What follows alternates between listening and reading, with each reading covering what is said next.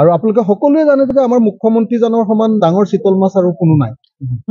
আটাইতকৈ ডাঙৰ চিতল মাছজন আমাৰ হিমন্ত বিশ্ব শৰ্মাই হয়নে নহয় কওক তেওঁ মানে যেতিয়াই যিফালে ঢালুটো মাৰি দিলে ভাল পায় যিফালে বাচিব বুলি ভাবে সেইফালেই কথাটো কৈ দিয়ে গতিকে উমৰাংচুত যি অবৈধ কয়লা খনন কৰি আছে এইটো হিমন্ত বিশ্ব শৰ্মাৰ পাখিৰ তলত হিমন্ত বিশ্ব শৰ্মাৰ নিৰ্দেশত চলি আছে আৰু সেইটো চলাই আছে ডিমা হাছাও যি কাউন্সিলৰ যিজন CM দেবুলাল গাৰ্লোচা আৰু তেওঁৰ পৰিয়ালে এই গোটেই অবৈধ কাৰবাৰটো চলাই আছে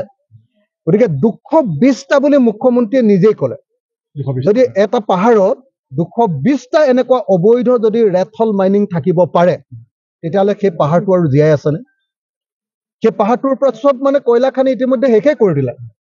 আৰু আমি সকলোৱে জানো যে উমৰাংচুত যে কাহাৰ খনন কৰা হৈছে সেইটো 2021 চনৰ পৰা কৰা হৈছে মোৰ হাতত এতিয়া ফটো আছে সেই ফটোবিলাকত যিবিলাক ইমেজ দেখিছো 2021 লৈকে পুৰা টোটেল গ্ৰীণ আছিলে সেউজীয়া 2021 চনৰ পৰা অৰ্থাৎ হিমন্ত বিশ্ব শৰ্মা মুখ্যমন্ত্ৰী হোৱাৰ পৰাহে উত্তৰ কাছাৰত তেনেকৈ অবৈধ কয়লা খনন আৰম্ভ হৈছে মুখ্যমন্ত্ৰীৰ তদাৰকীত এইটো আৰম্ভ হৈছে মুখ্যমন্ত্ৰীয়ে সিন্ডিকেট চলাই এই কাম কৰিছে মুখ্যমন্ত্ৰীয়ে কমিশ্যন লৈ এই কাম কৰিছে আৰু অসমৰ মুখ্যমন্ত্ৰীৰ কাৰণে উত্তৰ কাছাৰ স্বায়ত্তশাসিত পৰিষদ কাৰ্বি আংলং স্বায়ত্তশাসিত পৰিষদ আৰু BTAD স্বায়ত্তশাসিত পৰিষদ এই স্বায়ত্তশাসিত পৰিষদকেইখন তেওঁৰ কাৰণে এটা ATMৰ নিচিনা আৰু তেখেতে এনেকৈ আমাৰ পাহাৰবাসীক লুণ্ঠন কৰিছে আৰু সেইকাৰণে এই মুহূৰ্তত আমি বেলেগ কথা একো নাজানো যে উত্তৰ কাছাৰৰ যি উমৰাংচুৰ যি কয়লা খনন অবৈধ কয়লা খনন আৰু তাত মৃত্যু হোৱাৰ ঘটনা সেই হত্যাকাণ্ড সংঘটিত কৰিছে অসম চৰকাৰ আৰু উত্তৰ কাছাৰ পাৰ্বত্য জিলা পৰিষদ যিখন স্বায়ত্তশাসিত পৰিষদে গতিকে প্ৰত্যেকটো পৰিয়ালক মিনিমাম 20 লাখ টকাকৈ ক্ষতিপূৰণ দিবৰ কাৰণে দাবী জনাইছো যিসকল তাক ক্ষতিগ্ৰস্ত মইতো এটা কথা দেখি আহিছো যে বিজেপি আজিৰ দিনটোত ভাৰতবৰ্ষতো এজন মানুহৰ দল নৰেন্দ্ৰ মোদীৰ দল আৰু অসমতো আজিৰ দিনটোত বিজেপি দলটো হ'ল হিমন্ত বিশ্ব শৰ্মাৰ দল আগতে বিজেপি দলটো বিজেপি আছিলে অসমত এতিয়া বিজেপি দলটো অসমত হিমন্ত বিশ্ব শৰ্মা কোম্পানী প্ৰাইভেট লিমিটেডত পৰিণত হৈছে তেওঁ টেক অভাৰ কৰি লৈছে কোম্পানী যেনেকৈ কিনি লয় নহয়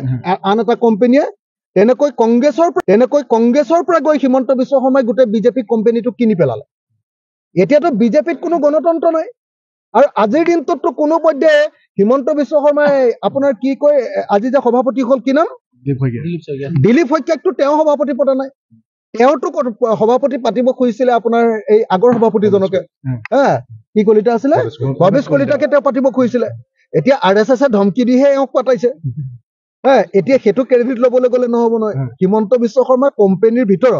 RSS আজি অকমান হস্তক্ষেপ কৰিছে প্ৰথম দিনটোৰ কাৰণে তাৰ আগতে সদায় সব কাম হিমন্ত বিশ্ব শৰ্মাৰ কোম্পানীৰ চেয়াৰমেন হিচাপে হিমন্ত বিশ্ব শৰ্মাই কৰি থাকে আৰু CEO হিচাপে পীযুষ হাজৰিকাই কৰি থাকে কোম্পানীটোৱে মানে গোটেই বিজেপিটো কিনি পেলালে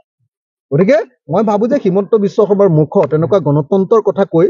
বেলেগ দলক কাট মাৰিবৰ কাৰণে ৰাহুল গান্ধী সোনিয়া গান্ধীক কাট মাৰিবৰ কাৰণে গালি পাৰিবৰ কাৰণে এনেকুৱা বক্তব্য শোভা নাপায় হিমন্ত বিশ্ব শৰ্মা এজন ফেচিবাদী নেতা তেওঁ এজন সাম্প্ৰদায়িক নেতা তেওঁ কেতিয়াও গণতন্ত্ৰত বিশ্বাস নকৰে তেওঁ নিজে আগতে হাতত অস্ত্ৰই তুলি লৈছিলে এসময়ত সকলোৱে জানে আৰু তেওঁ যেতিয়াই যিফালে পাৰে সেইফালে লুটিবাগৰ মাৰি দিয়ে সেইকাৰণে মই কওঁ যে অসমৰ আটাইতকৈ ডাঙৰ চিতল মাছটোৰ নাম হিমন্ত বিশ্ব শৰ্মা